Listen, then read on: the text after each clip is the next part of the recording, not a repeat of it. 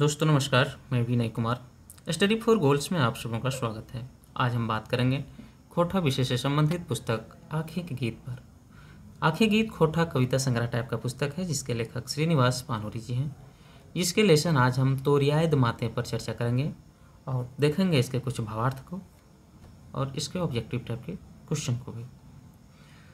चलिए उस लेसन को हम लोग जानने से पहले कुछ चीज़ों को जानते हैं, जिसमें इसके लिखवैया के बारे में जानते हैं। तो इसके लिखवैया श्रीनिवास पानोरी जी हैं, जैसा कि आप जानते हैं, बार बार हम बताते चल रहे हैं।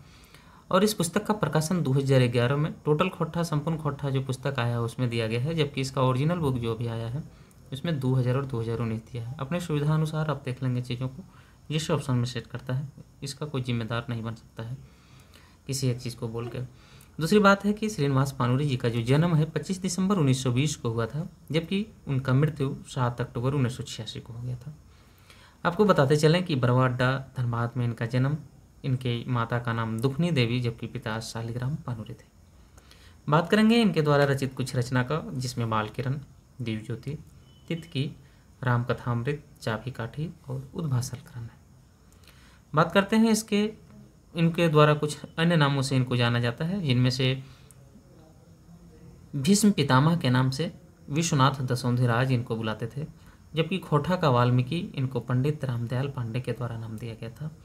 वहीं अगर खोटा टैगोर का बात करें तो विकल शास्त्री के द्वारा इनको बोला गया था। हम लोग बात कर रहे हैं अभी तो रियायत माते हैं, यानी सिर्फ तुम्हारी यादों के बाद, सिर्फ याद मात्र से ही, यानी तुमको सिर्फ सोचने से ही। देखिए इसको कैसे बोलता है तो रियायत मातें बासी फूटे गान, कन्ने कन्ने प्राण जागे, नदी आवे प्राण। बोलता है तुम्हारी याद मात्र से, तुमको सिर्फ सोच लेने भर से बंसी में गान आ जाता है, क्या बोलते हैं उसको, गीत गाने लगता है। कन्ने कन्ने प्राण जागे, नदी आवे वान। कन कन में प्राण जला आता है, कन कन को जीवन मिल जाता है, और नदी से भी क्या है, तुम्हारी आवाज़ आने लगता है। नदी आवेवान, नदी से भी बोली निकलने लगता है। बीना मेघे अमृत बरसे, आँखें फूले फूल, चंदन शीतल हवा बोहे, नतून जीवन दान। बोलता है बिना मेघ का अमृत बरसने लगता है, आँखों से फूल फूलने लगता है, और चंदन शीतल हवा जो बहता है, नया जीवन दान हमें मिलने लगता है, हमें बहुत आनंदित कर जाता है। बोलता है नील आकाशे उड़े खातिर पागल होवे मन, आनंद सागरे डूब डूब खूब डूब सगरे छुए तन। बोलता है नील आकाश गगन में उड़ जाने के लिए, नील आकाशे उड़े खातिर यानी आसमान में उड़ जाने के लिए पागल होने लगता है मन, बहुत व्याकुल होने लगता है मन, बहुत इच्छा करने लगता है। आनंद सागरे खूब डूब सागरे छुए मन। बोलता है आनंद के सागर में डूब करके, यानी पूरे आनंदित होकर के अपना तन जो है क्या है, सागर को छूने लगता है, जिससे आसमान में पहुंच गए हैं। फूटे आंखें प्रेम एक धार, धरती नाम है आसमान। आँख से जो है प्रेम का धारा बहने लगता है, इतना आनंदित खुशी हो जाता है। और धरती क्या होता है, ऐसा लगता है, खुशी ऐसा होता है, लगता है जैसे कि आसमान जो है धरती पर उतर आया है। नाम है यानी नीचे उतर आना। फूटे आँखें प्रेम एक धारा, फूटे यानी प्रफुल्लित होना, निकलना, किसी चीज़ का उद्गार होना कह सकते हैं। तो रियायत मात्रे बासी फूटे गान। बोलता है तुम्हारे याद मात्र से ही क्या होता है, सिर्फ गान निकलने लगता है कहीं से भी। जो हम लोग पढ़ रहे हैं यह एक विरह प्रधान श्रृंगारिक कविता है।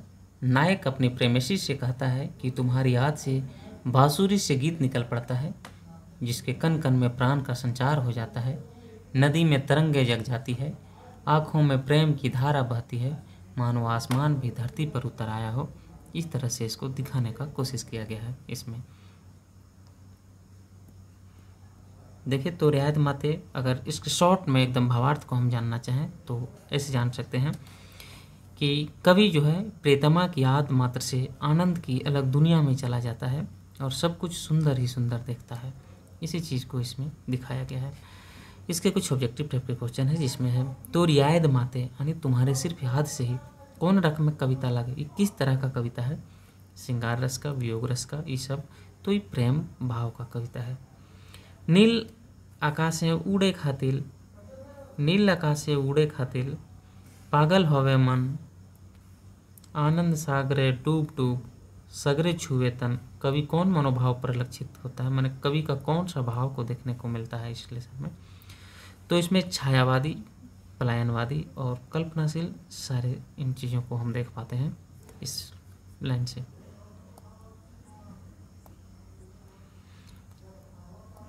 तो रियायत माते कौन कविता में लिखल गेल है? तो रियायत माते, तो आँखें के गीत किताब बोलता है कि तो रियायत माते जो कविता है कौन सा किताब में आया है? तो आँखें के गीत कविता में आया है, जो श्रीनिवास पानुरे के द्वारा लिखा गया है। तो रियायत माते कविता लिखवैया कौन लागे? तो श्रीनिवास पानुरे जी इसके लेखक हैं। दोस्तों, आपको बताते चलें कि स्टडी फॉर गोल्स में डेली क्यूज कराया जाता है और रंजीत सर के द्वारा इसमें खोटा भाषा पाठ्यक्रम से सभी लेखकों का संक्षिप्त परिचय का एक शॉर्ट नोट्स तैयार करके डाल दिया गया है। आप यहाँ जाकर देख सकते हैं, इनके द्वारा तैयार किया गया है। खोटा भाषा का 50 फुल लेंथ टेस्ट जो है आपको मात्र 199 रुपये में उपलब्ध कराया जा रहा है, जिसमें टॉपिक वाइज सेक्शनल टेस्ट और ऑल प्रीवियस ईयर क्वेश्चन को समायोजित किया गया है। स्टडी फॉर गोल्स पर विजिट करते रहें और अपनी खोटा की तैयारी को मजबूती से और मजबूत करते रहें और मजबूती प्रदान करते रहें। तब तक के लिए आप सबको धन्यवाद।